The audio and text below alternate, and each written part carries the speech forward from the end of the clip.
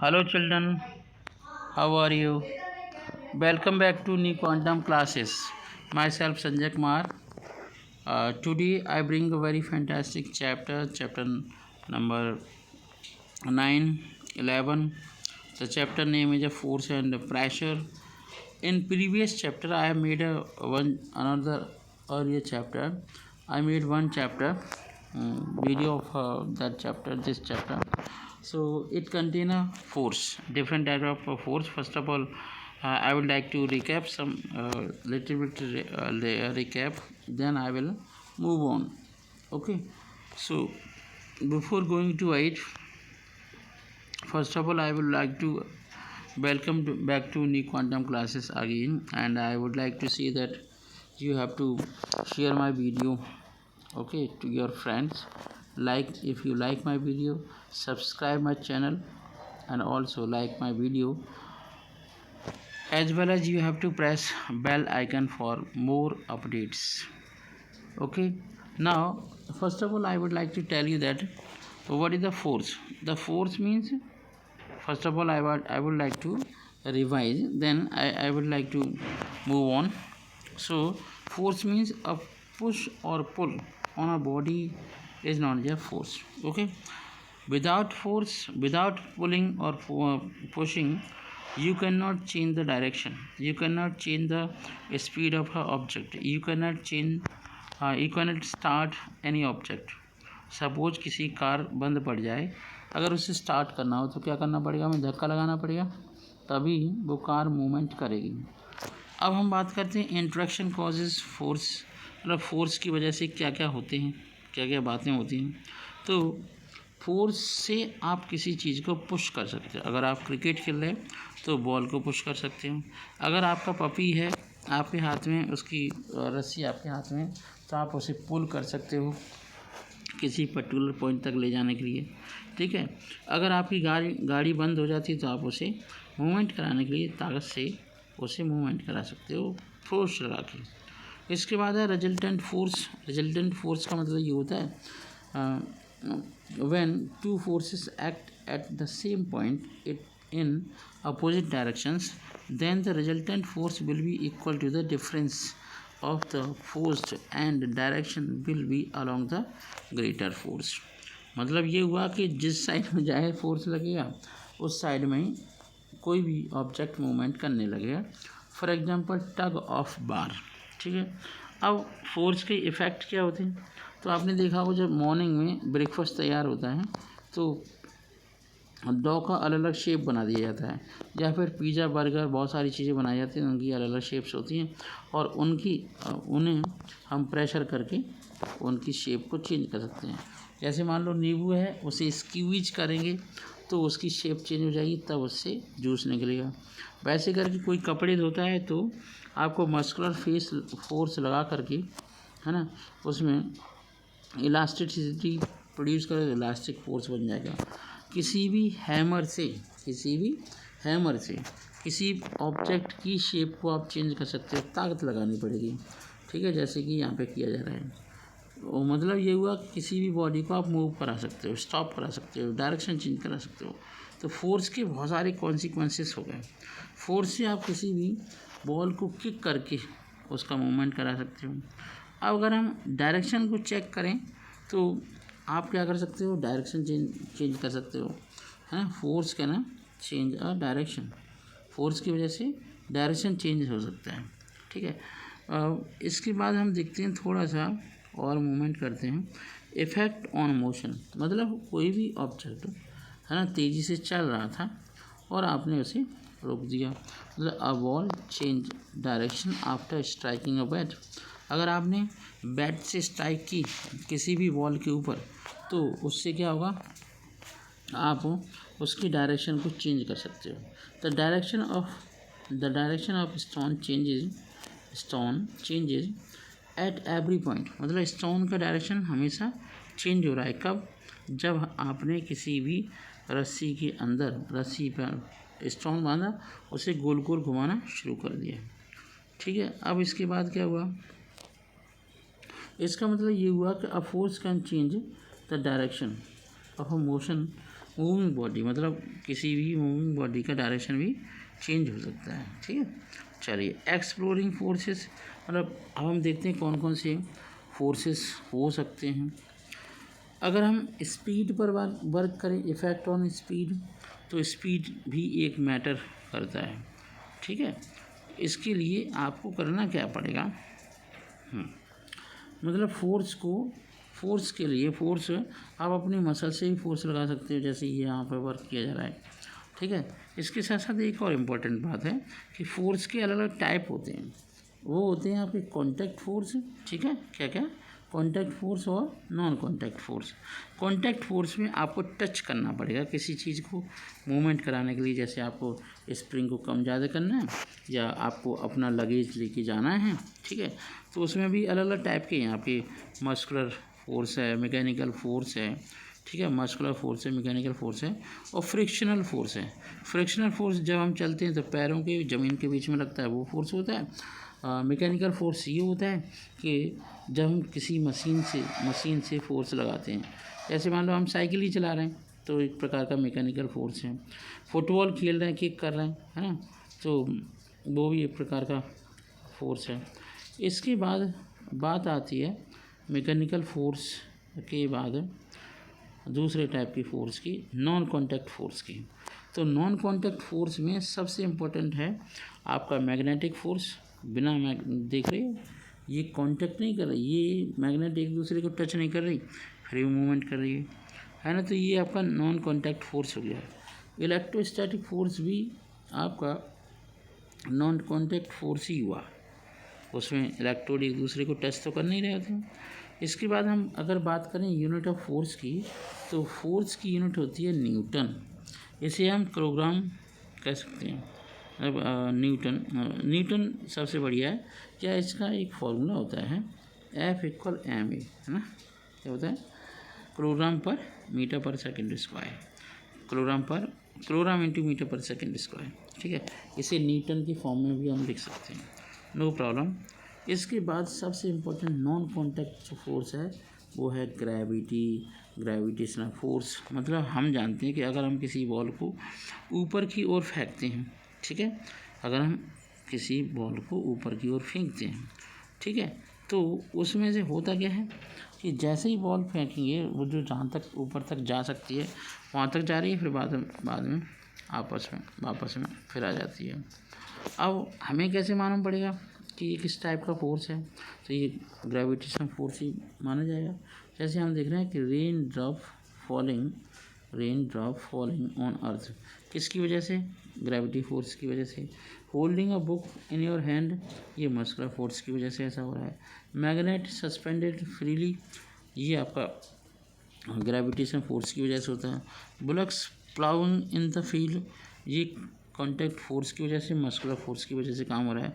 A monkey climbing up रोप, तो ये आपका मस्कुलर फोर्स है।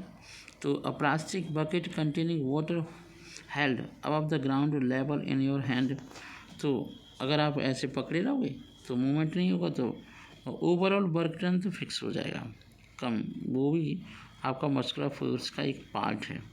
ठीक है, अब हम सेकंड सेगमेंट में आते हैं। मैंने आपको इसलिए ब्रीफ कराया है, अगर आपने मेरा फर्स्ट वीडियो नहीं देखा है फोर्स का, तो उसे आप इस वीडियो की डिस्क्रिप्शन में आप देख सकते हैं, उसका लिंक मिल जाएगा, वहाँ से आप फर्स्ट वीडियो देख सकते हैं। अब हम प्रेशर के बारे में बात करते हैं। प्रेशर तो आजकल सब पर ही है, किसी को पढ़ाई का प्रेशर है, किसी को किचन में काम करने का प्रेशर है, किसी को अपने बच्चों को बाहर से लाने का प्रेशर है, किसी को अपने ईटिंग फूड बढ़िया बढ़िया वीडियो देखने का ही प्रेशर है, और बच्चों को सबसे बड़ा प्रेशर है कॉमेडी करने का और माइनक्राफ्ट देखने का, और कौन कौन से गेम होते हैं, बहुत सारे गेम होते हैं। फायर प्रो है, क्या है, फ्री फायर से फ्री नहीं करते, वो फ्री को फायर कर देते हैं, क्या कर देते हैं समझ में नहीं आ रहा है। चलो, मुझे आपको इसलिए बता रहा है कि आप बच्चे हो, आप इन सब चीज़ों से दूर रहो, keep away from these kind of deadly कह सकते हैं गेम्स। ओके, ठीक है, चलिए, आपने देखा होगा कि have you notice that drawing pin जब आप पेन को ड्राइंग करते हो, और sewing needle has a pointed tip, जब आप किसी कपड़े, जब आपकी पैंट फट जाती है, शर्ट फट जाती है, बनियान फट जाती है ना, तो आप उसे सिलते हो तो किसी सुई के अंदर धागा डाल के ही तो सिलते हो, ठीक है। तो आपने देखा होगा वो जो सुई होती है उसका टिप पॉइंटेड होता है, जिससे आप आसानी से अपने वर्क को अंजाम दे सको, आप अपना वर्क कर सको। तो इसका मतलब क्या है कि अगर किसी पर्टिकुलर जगह पर है ना फोर्स आप लगाना चाह रहे हो, किसी पर्टिकुलर एरिया में फोर्स लगाना चाह रहे हो, तो उसके लिए क्या होना चाहिए, द एफर्ट और a force that is needed to drive a nail into a wall और push a knife through an apple is measured in terms of pressure. Pressure can be defined as the force acting per unit area of the surface. Pressure को हम simply ये ऐसे कह सकते हैं, किसी particular area पर है ना फोर्स का क्रिएट होना। और फोर्स जब लगाओगे, जब किसी भी नेल को किसी हथौड़े से ठोका जाता है तो आपका प्रेशर लगा के ठोकते हैं। तो प्रेशर को अगर हम P मान लें, फोर्स को F मान लें, एरिया को A मान लें, तो फार्मूला हो जाएगा P equal F upon A। क्या हो जाएगा? P equal F upon A। ठीक है, अब हम आगे बढ़ते हैं। नेक्स्ट यहाँ पर एक एक्टिविटी की गई 11.8 के अंदर, pressure depends on area contact. हाँ, जिस कॉन्टैक्ट में मतलब जैसे मान लो एक ये कील है, देखो हम आपको बताते हैं, ये कील है, ये इसकी जो टिप है वो पॉइंटेड नहीं है, और ये वाली कील है उसकी टिप पॉइंटेड है, ठीक है। तो अगर हमने हथौड़ा इसके ऊपर मारा तो ये लकड़ी के अंदर चली जाएगी, पर ये नहीं जाएगी। मतलब अगर आप कितनी ताकत लगाते रहो, है ना, और इस टाइप से अगर पॉइंटेड है ना, a pointed nail pierces more easily than blunt nail, वो अंदर से गड़ जाती है आसानी से, ठीक है। अब हम बात करते हैं इसी के आगे पार्ट की। फ्रॉम द अबव इक्वेशन, अब हम इस इक्वेशन से एक बात सीख गए हैं कि if the force is increase, अगर आपने फोर्स इंक्रीज कर दिया तो उसका प्रेशर भी इंक्रीज हो जाएगा। बात समझ में आ गई? If area over on which है ना फोर्स एक्ट डिक्रीज, अगर हमने एरिया को कम कर दिया तो प्रेशर इंक्रीज हो जाएगा। मतलब अगर हमने फोर्स इंक्रीज किया तो प्रेशर इंक्रीज हो जाएगा। इतनी बात समझ में आ गई? चलिए, अगर हमने एरिया को इंक्रीज किया तो प्रेशर डिक्रीज हो जाएगा। नीचे का निशान, नीचे जो मैं एरो लगा रहा हूँ वो डिक्रीज के लिए है, और ऊपर की ओर एरो लगा रहे हैं, तो सब जानते हैं ऊपर का मतलब क्या हुआ, है ना, तो वो उसे हम बोलेंगे। चलिए वो, हाँ, अब बात करते हैं। हम बहुत सारे एग्जांपल्स पढ़ेंगे, किसके? प्रेशर के। देखिए बच्चों, ये जो प्रेशर वाला चैप्टर आप पढ़ रहे हैं, फोर्स पढ़ रहे हैं, ये 9th क्लास में फिर पढ़ेंगे। तो 2-2 बार 3-3 बार पढ़ने से तो अच्छा है कि एक बार अच्छे से पढ़ लो। तो संजय कुमार के द्वारा पढ़ाए हुए, है ना, न्यू क्वांटम क्लासेस पर ही आप अच्छे से सीख सकते हो। तो फर्स्ट एग्जांपल मैं प्रेशर का बता रहा हूँ कि द ड्राइंग पिन, मतलब किसी भी लकड़ी के अंदर, कपड़े के अंदर, कागज़ के अंदर पिन को अंदर डालने के लिए, है ना, board west toward the thumb, अगर थंब से करना चाहते हो, side end pointed toward the, है ना, अदर एंड, एक साइड में मोटा है हेड की तरह, दूसरी पॉइंटेड है। This decrease the area of the contact, इससे एरिया ऑफ कॉन्टैक्ट पिन का जो होता है एरिया, ये आपका पॉइंटेड है, ये थोड़ा चौड़ा है, तो ये एरिया कम हो गया, है ना, लेस हो गया। तो and the pressure exerted by the thumb increases, दस pierces बिकम easier। और ये पायर्सिस PIERCI, पर्सिंग का मतलब है अंदर कोई पिन चली जाएगी, ठीक है। ऐसे करके सेकंड पॉइंट है the desert animal such as camel. आपने देखा होगा जो कैमल होता है तो उसका जो फुट होता है वो ऐसा नहीं होता बकरी की तरह, वो ऐसे होता है गद्दी, है ना, जिससे वो रेत में अंदर नहीं धंसे। एरिया उसका बढ़ जाता है, जब एरिया बढ़ जाएगा तो प्रेशर कम लगेगा। अच्छा बच्चों, desert animal such as camel can walk easily on the sand as compare to other animal because they have a broad feet, चौड़े फीट होते हैं, तो कम प्रेशर लगाते हैं कहाँ पर, ग्राउंड पर। तभी तो कैमल को हम डेजर्ट का, है ना, शिप कहते हैं, डेजर्ट शिप के नाम से जानते हैं। क्या कह सकते हैं, एक इजीली लाइफ सर्वाइव करने वाला एनिमल होता है। ठीक है, ठीक है। अब हम बात करते हैं, अब हम बात करते हैं थर्ड एग्जाम्पल की। तो foundations of the high rise buildings. Foundation का मतलब जब बहुत, मान लीजिए 1 मंजिल बनाना है मकान, तो आपकी फाउंडेशन सिंपल होगी। अगर 4 मंजिल बनाना है तो वैसी फाउंडेशन होगी, नहीं तो वो ज़मीन में गिर जाएगी, है ना। तो are kept broad and wide so they exert a less pressure on the ground, मतलब वो बहुत कम प्रेशर लगाते हैं। Do not sink it in due to the extremely high pressure of the building, क्योंकि जब बिल्डिंग के ऊपर एक होगा स्टोरी तो उससे भी बहुत प्रेशर लगेगा, ताकत लगेगी, क्योंकि वजन हो जाता है ना हर चीज़ का, कंक्रीट का, ब्रिक्स का, लोगों के रहने का। ठीक है, तो ये आपका हो जाता है। फिर हम पॉइंट कर देखते हैं fourth, porter wear turban when they have to carry heavy load on their head. आपने देखा होगा किसी भी बंदे के सिर पर कोई बोझा रखा है तो ये कपड़ा बांध लेते हैं, जिससे जो सिर है उस पर ज़्यादा प्रेशर नहीं पड़े, चाहे वो भूसा ले जा रहा हो, चाहे जानवरों के लिए चारा ले जा रहा हो, ठीक है, या किसी का बैग ले जा रहा हो, टमाटर ले जा रहा हो, पिज़्ज़ा की बॉटल ले जा रहा हो। Increase the area of the contact, this reduce the pressure on their head. Understand. तो क्वेश्चन नंबर, एग्जाम्पल नंबर 5 देखते हैं। स्कूल बैग्स, अगर हम स्कूल बैग की बात करें, सब जानते हैं स्कूल बैग में पतली, जैसे जूते के अंदर आपके धागे नुमा स्ट्रक्चर्स होते हैं, कपड़े के स्ट्रिंग्स होती हैं, लैस होती हैं, तो वैसे नहीं होती स्ट्रिप्स, उनकी स्ट्रैप से थोड़े बेल्ट जैसे होते हैं। ऐसी बेल्ट है, बेल्ट चौड़ी होती है, अदरवाइज क्या होगा, आपकी कमर में दर्द होने लगेगा। अंडरस्टैंड। चलिए अब हम बात करते हैं अ ट्रक और a lorry carrying a heavy load has 8 tyres. आपने देखा 8 क्या 24 टायर्स देखे होंगे, है ना। और तुमने देखा ट्रॉला देखा होगा जिसमें 4-5 टायर होते हैं, है ना। Have you ever notice that the rail, अगर आपने रेल की पटरी देखी है तो रेल की पटरी देखो, मैं बताऊं, नीचे तो आपका इतनी चौड़ी सी होती है ना, और ऊपर का हिस्सा ऐसा होता है, तो ये वाला हिस्सा मिट्टी में दबता नहीं है, और इसके नीचे लकड़ी की इस तरीके के पट्टे लगा दिए जाते हैं जिससे वो ज़मीन में नहीं धंसे। स्टील के स्लीपर्स होते हैं, हैवी थ्रस्ट लगता है। अब हम बात करते हैं यूनिट ऑफ प्रेशर। प्रेशर की अपनी यूनिट होती है, जैसे हम पास्कल के नाम से जानते हैं कि आपका पास्कल है वो 1 मीटर स्क्वायर के बराबर होते हैं। तो ऐसा unit of force measured in newton, Newton की तो ऐसा यूनिट होती है, फोर्स की न्यूटन होती है। तो एरिया इन मीटर स्क्वायर, तो आप जानते हो एरिया तो वही मीटर स्क्वायर है।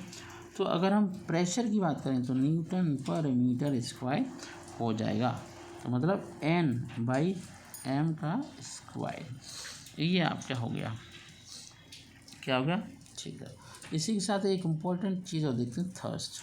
जैसे कोई भी फाइटर प्लेन से जब जंप लगाता है तो एकदम से ज़मीन पर नहीं आ जाता, ठीक है, वो अप थ्रस्ट फोर्स लगाती है एयर उस बंदे के ऊपर, तो जैसे बैट के ऊपर लगता है ना, और उसी को हम थ्रस्ट कहते हैं। ऐसे कह सकते हैं the total force acting on a given surface is known as a thrust. Therefore thrust equal therefore pressure equal thrust upon area, मतलब ये प्रेशर इस बात के भी डिपेंड करेगा कितने थ्रस्ट पे कितना थ्रस्ट लगाया जा रहा है, तो इसी को हम कहते हैं। चलिए मान लीजिए यहाँ पे कोई क्वेश्चन दे रखा है ना, क्वेश्चन था a solid body weight, solid body का वेट ये है, तो वेट का मतलब ये W हो गया, है ना, और वही आपका फोर्स हो गया, ठीक है। वो कह रहा है कि when place on a wooden surface, किसी लकड़ी की सरफेस पर रख दिया जाता है, and the area contact found इतने 3 मीटर स्क्वायर का एरिया है, ठीक है। तो find the pressure exerted by the solid body on the wooden surface, wooden surface पर इसका कितना प्रेशर बढ़ेगा। तो प्रेशर इक्वल हो गया थर्स्ट हो गया 150 न्यूटन और अपॉन 3 मल्टीप्लाई कर डिवीजन कर दो तो 50 पास्कल आ जाएगा। कितना आया 50 पास्कल। पास्कल आया, रास्कल नहीं आया, पास्कल आया है। Calculate the pressure exerted on a floor by a body, okay, standing on both feet if weight of the boy 40 kg। weight of boy यहाँ पे कितना है 40 kg, ठीक है। अब हम फोर्स निकाल लेते हैं। फोर्स जब हम निकालेंगे तो वेट ऑफ बॉडी के बराबर हो जाएगा, तो 40 kg हो गया। इसे हम 400 न्यूटन के नाम से भी जानते हैं। 40 kg को 400 न्यूटन में कन्वर्ट कर लो। अगर हम एरिया पता करना है कॉन्टैक्ट तो 2 × 6 × 5, तो ये आपका हो गया आपका 300 सेंटीमीटर स्क्वायर। इसलिए हम 300 × 10⁻³ 300 -2 मान सकते हैं। हाँ सही है, चलो ठीक है। चलिए 3 × 10⁻² कैसे हो जाएगा 300 सेंटीमीटर स्क्वायर। अच्छा ठीक है, मीटर में कन्वर्ट कर रहे हैं। सही है, मीटर में कन्वर्ट कर दिया। तो प्रेशर इक्वल हो गया फोर्स अपॉन एरिया। तो ये आपका 400 न्यूटन अपॉन ये आपका 3 × ये हो जाएगा। इस तरीके से आंसर आ जाएगा 1.33 10⁻²। अब मेजरिंग ऑफ प्रेशर अभी तो बता ही दिया। मेजरिंग ऑफ प्रेशर को हम मैनोमीटर से पता लगाते हैं। एटमॉस्फेरिक प्रेशर हो चाहे कुछ भी हो, ठीक है। With the end of the tube, कुछ ऐसी भी ट्यूब होती हैं जिनकी एंड ओपन होती है, किसी की एंड क्लोज होती है, तो ये आपका मैनोमीटर है। ये कोई नई चीज़ नहीं है, बहुत बढ़िया चीज़ है। इससे एयर का प्रेशर चेक किया जा रहा है मैनोमीटर से। Liquid at the different height, हम बात करते हैं ये आपका प्रेशर की। जैसे कोई ट्यूब है और इस ट्यूब में पानी भर दो, नीचे बलून लगा दो, तो वो पानी की वजह से, वेट की वजह से ये हो जाएगा नीचे की ओर। और ज़्यादा पानी भरोगे तो और बड़ा बलून बन जाएगा। इस टाइप की प्रक्रिया होती रहेगी, ठीक है। अब हम थोड़ा सा और आगे बढ़ते हैं क्योंकि बहुत ज़रूरी है।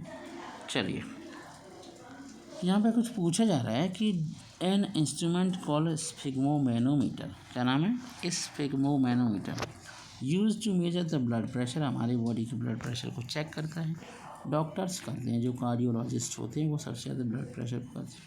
तो उसमें 2 चीज़ें चेक की जाती हैं। क्या, एक डायस्टोलिक प्रेशर चेक किया जाता है जिसे हम मिनिमम प्रेशर कहते हैं, है ना। एक सिस्टोलिक किया जाता है जो 120 और 80 मिलीमीटर के आसपास होता है, ठीक है। और हेल्दी अब प्रेशर 140-90 के आसपास हो सकता है। इससे ऊपर हुआ तो ख़तरनाक कंडीशन है, सीधे डॉक्टर। चलिए पास्कल फिर आ गए। पास्कल ने कहा कि the pressure applied to an enclosed liquid, अगर हमने किसी भी बंद लिक्विड के अंदर हमने प्रेशर क्रिएट किया, ठीक है, get transmitted equally even part of the liquid, वो प्रेशर पूरी लिक्विड में फैल जाएगा।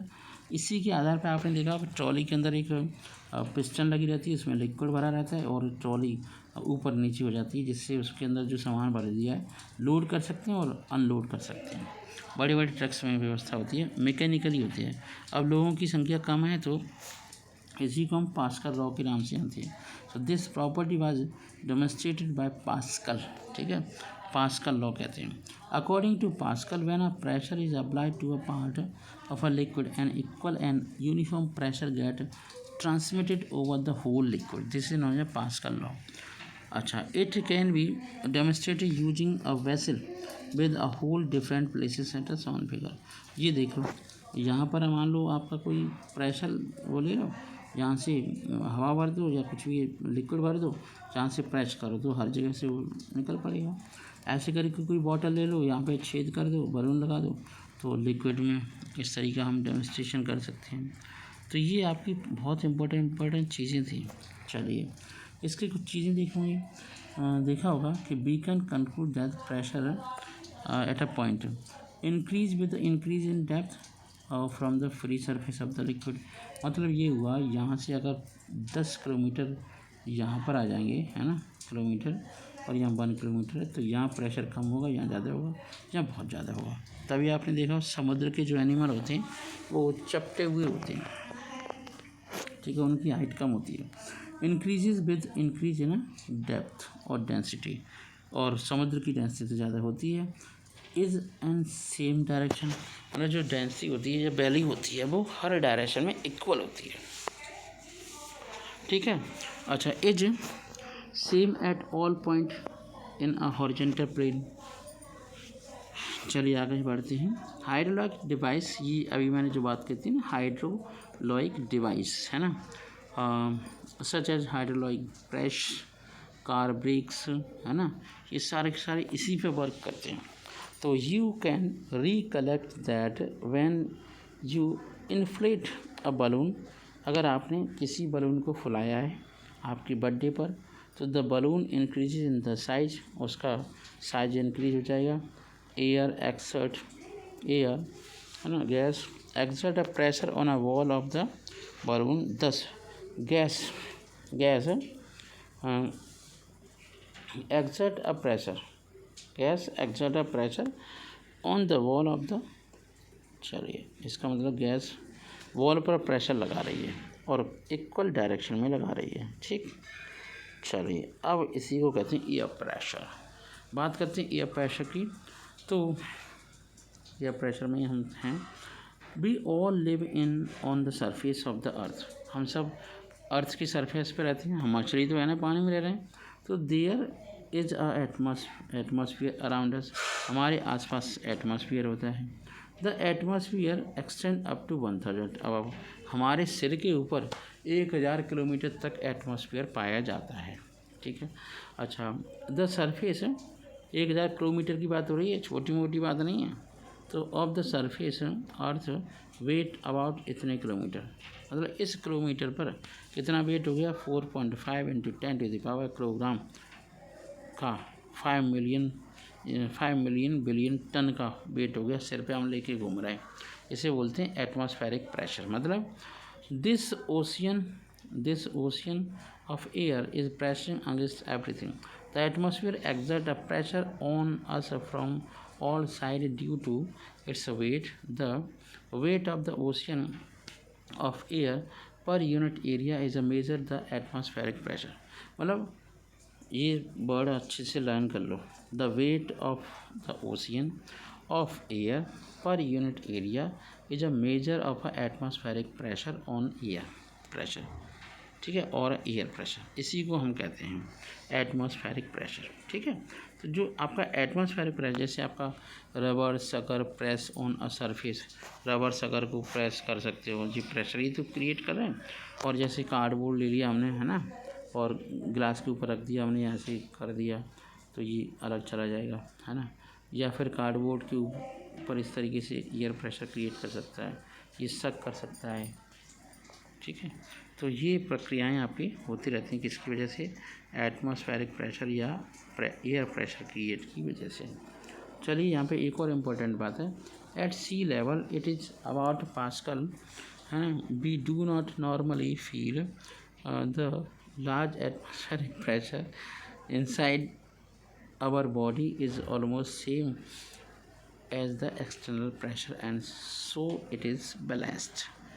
At high altitude the air pressure is less, मतलब आप 500 किलोमीटर के ऊपर पहुंच जाओगे तो वहाँ पर प्रेशर कम हो जाएगा, सीधी सी बात है, डेंसिटी की वजह से। अर्थ की सरफेस पे ज़्यादा एयर है, वहाँ पर हल्की है, और हल्की है, बहुत हल्की हो गई, इतनी सी बात है और कुछ नहीं है। मतलब इतने ऊपर पे अगर चले गए तो नाक से खून निकलने लगेगा, आप बीमार हो जाएंगे, नोज से खून निकलने लगेगा। तो बेटा ये प्रेशर और फोर्स का चैप्टर यहीं पे ख़त्म होता है। 2-4 बातें रह गई हैं, उन्हें हम समराइज कर देते हैं, क्वेश्चन आंसर नेक्स्ट वीडियो में आपको मिलेगा, ठीक है। फोर्स इज़ अ पुल और push that can change the speed, direction, shape of the body. It may also be defined as an external agency that tend to displace a body from its position of a rest. ठीक है, मतलब रुकी हुई चीज़ को आप movement करा सकते हो फोर्स की वजह से। कोई चीज़ चल रही है तो उसका डायरेक्शन चेंज करा सकते हो। कोई साइकिल जा रही थी, अगर किसी ने टक्कर मारी तो उसकी स्पीड बढ़ जाएगी। अगर आपके हाथ में डॉ है तो आप उसकी शेप चेंज कर सकते हो। प्लास्टिक की बॉल है, उसकी शेप चेंज कर सकते हो। ठीक है, कोई कैंडी है, उसकी शेप चेंज कर सकते हो। Contact force are those forces which act only when object are in a physical contact with each other bring about necessary change। Contact force में आपको किसी को टच करना पड़ेगा, है ना। किसी को थप्पड़ मारना है तो थप्पड़ मारने के लिए टच करना पड़ेगा। The force exerted by a muscle is called a muscular force. Muscle के द्वारा जो फोर्स लगता है उसे हम मस्कुलर फोर्स कहते हैं। Some forces do not involve physical contact with the body on which they act. Okay, those forces are called non-contact forces. So gravitational force is a fantastic example of the non-contact force. Always magnetic force also a non-contact force। ये आपका छोटे से कुछ points थे। यहाँ पर ऐसा unit of pressure बताया पास्कल होती है, ठीक है। और इन्होंने total force acting on a surface is known as a thrust. Thrust की डेफिनेशन दी गई है, pressure pressure equal thrust upon area.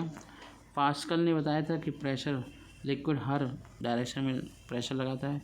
Atmospheric pressure भी यहीं पर आपको समझाया गया है। अब जब आप बड़ी क्लासेस में एटमॉस्फेरिक प्रेशर को पढ़ते हो तो आपको अजीब लगता है, ठीक है। तो आई होप मैं आपको एक होमवर्क दे रहा हूँ। You have to learn the definition of force, contact force, muscular force, Newton, pressure, Pascal, thrust, atmospheric pressure and manometer, as well as you have to draw the diagram. Okay, thank you so much, have a nice day, and you have to contact you like and subscribe my video, and you have to share this video to your friend. Thank you so much। मिलते हैं next video में on new quantum classes for what, for the question answer and exercise। Thank you so much, have a nice day।